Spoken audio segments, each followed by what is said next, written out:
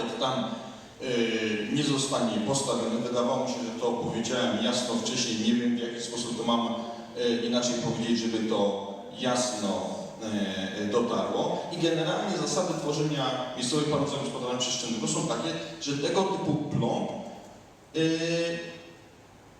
zgodnie z technikami planistycznymi się nie pozostawia, Szanowni Państwo, i to zostało w ten sposób przygotowane przez planistów Urzędu Miejskiego w Sosnowcu z wielu, Szanowni Państwo, względów, chociażby konieczności w przypadku rozproszonej zabudowy, konieczności prowadzenia uzbrojenia terenu, co Państwo doskonale wiecie, że później jest z tym problem. I w przypadku tego typu terenów w pierwszej linii zabudowy istotne jest to, żeby ta funkcja była spójna.